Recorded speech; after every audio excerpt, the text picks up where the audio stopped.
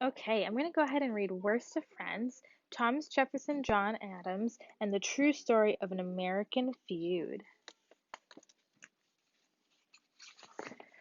John Adams and Thomas Jefferson were the best of friends, even though they were completely different.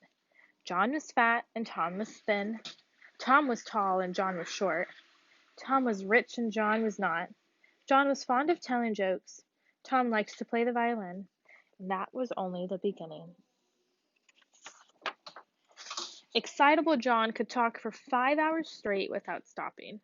Quiet Tom sometimes didn't say 3 sentences together in public. They were as different as pickles and ice cream. But that didn't matter because Tom and John were best friends. They walked together, they talked together, and of course, they took care of each other. When Tom caught cold, John's wife Abigail worried about his sneezes.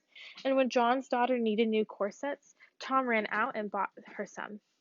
Unfortunately, he wasn't sure what size would fit. But best of all, Tom and John had the same big, wonderful ideas about America, and whenever they had a chance to work for their country, they did it together. Back in 1776, when British King George was trying to force the 13 American colonies to obey harsh British laws and pay unfair British taxes, Tom and John got busy. Noisy John, who was one of America's best talkers, told Americans to kick out King George and make America an independent country. Shy Tom, who was one of America's best writers, sat down and wrote the Declaration of Independence to tell King George the colonies were free, and together Tom and John helped make America a brand new nation. Then, when the new nation needed money to pay its bills and friends to help fight off enemies, Tom and John sailed across the ocean to Europe and talked kings, merchants, and prime ministers into helping America. That was tough work, but they did it together.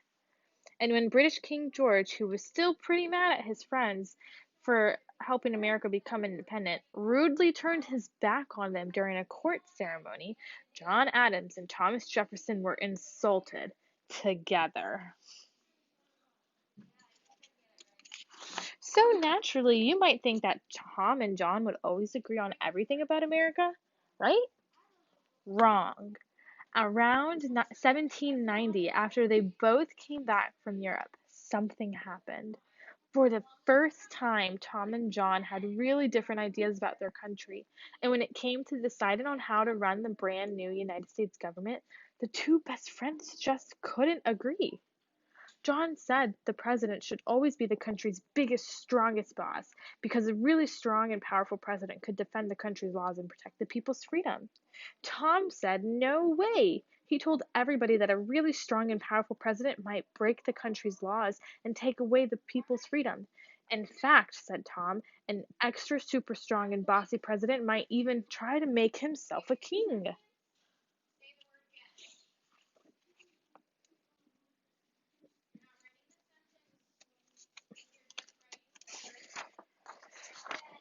And Tom wasn't going to let that happen, so he just had to fight against John's crazy ideas. That upset John.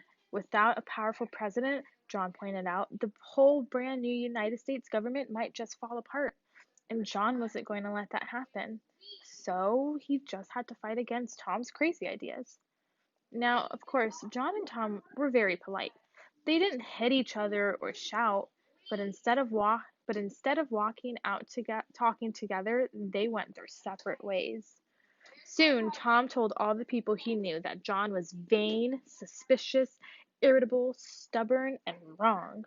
And John told all the people he knew that Tom was weak, confused, uninformed, and ignorant. And naturally, people took sides. By 1797, when John was elected to be the second president of the United States and Tom was elected vice president, lots of Americans had different thoughts about how to run the country. One group, the Republican Party, agreed with Tom's ideas. The other group, the Federalist Party, agreed with John's. And the parties began to fight. Some Republicans and Federalists actually battled in the streets. Others crossed the road to keep from meeting. Everyone called each other names. The fighting even got so bad that John had to have a special guard posted in front of his house to protect him from crazy people who absolutely hated having John as president. Poor John. He really wanted to be a good president, but there were so many problems. First, he had to find money to buy more ships for the Navy. Then he had to keep the United States from going to war with France. And on top of all of that, John had to move into the brand new president's house in the brand new capital city of Washington, D.C. But the paint and plaster in the White House weren't dry yet. And when Abigail hung her wash in one big empty room, it dripped. Still, John's biggest problem was the Republicans, led by his old friend Vice President Tom. No matter what John said or what he did, the Republicans were always criticizing and saying that John was a repulsive, gross fool. So mean. They even called John his rotundity, which was a fancy way of saying his royal high fattiness. John hated that, and sometimes all the complaints and names and fighting made him so mad he just took off his wig and stomped on it. So, in 1800, when Tom and John both ran for president, they tried very hard to beat each other. John urged the Federalists to make speeches, write articles, and hold picnics, parades, and barbecues to tell everyone that he would be a very good president. Tom urged the Republicans to make more speeches, write more articles, and hold more picnics, parades, and barbecues to tell everyone he would be a better president. And when after the election, Tom won, John was not a good loser.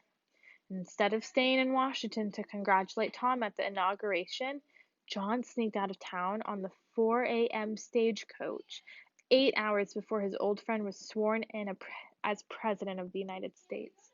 After that, John didn't talk to Tom, and Tom didn't talk to John. John went home to his Massachusetts farmhouse. He built some stone walls, he split rails, and sometimes he complained about the way Tom was running the country.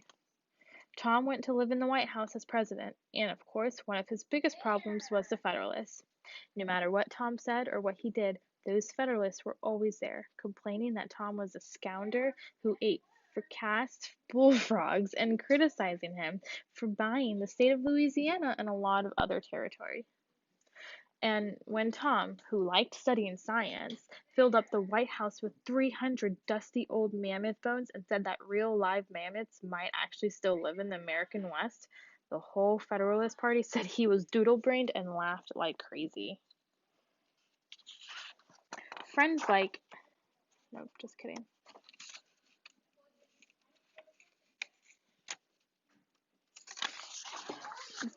But Tom stayed calm and went on complaining about the Federalists.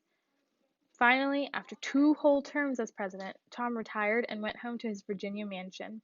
His hair turned white, his joints got stiff, but Tom read his 6,707 books. He rode his horse, Old Eagle, and he organized snowball fights and running races for his 12 grandchildren. Sometimes he thought about the good old days when he and John had worked for American independence. Sometimes he must have missed his old best friend.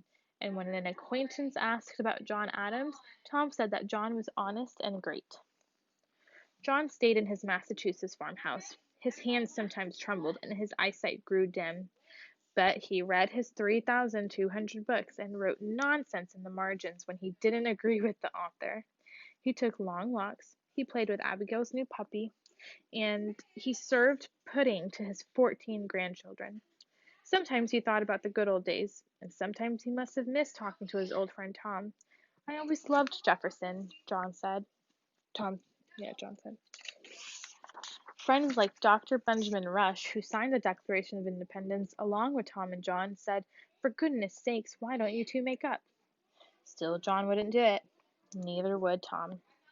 But somehow John must have kept thinking about his old best friend, because on January 1st, 1812, he picked up his pen. "Dear Sir," John wrote, "all of my family are well. I wish you many happy New Years." He signed the letter, then he mailed it to Thomas Jefferson and waited. Would Jefferson write back? 1 month later, the postman brought a letter. John tore open the envelope. The letter was from Tom. John answered right away. After 11 years, there was so much to say, and Tom and John could hardly write letters fast enough. When John's son, John Quincy Adams, was elected the 6th President of the United States, Tom sent congratulations. When John was feeling silly, he made jokes. Once he signed a letter, J.A. in the 89th year of his age, still too fat to last much longer. And when Tom said they both ought to forget that their big fight had ever happened, John was so happy. It was the best letter ever written, he said. After all, John told Tom, you had as good of a right to your opinion as I had to mine. Yes, Tom said, people could have different ideas and still be friends. And so it was all right that sometimes John thought one way and Tom thought another. Little differences didn't matter because Tom and John were best friends. Sick or well, they kept on writing to each other. And when Tom and John both died on the very same day, July 4th, 1826, the 50th birthday of American independence, the whole country was sad, and people all over the United States stopped to remember them. They remembered that Thomas Jefferson and John Adams had been presidents and vice presidents and ambassadors, and sometimes bitter enemies. But most of all, people remembered that Tom and John were best friends who had helped America grow up together. The end.